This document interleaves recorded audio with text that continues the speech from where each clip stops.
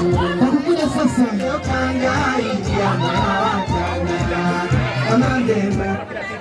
Nataka timu sasa. Mheshimiwa wetu.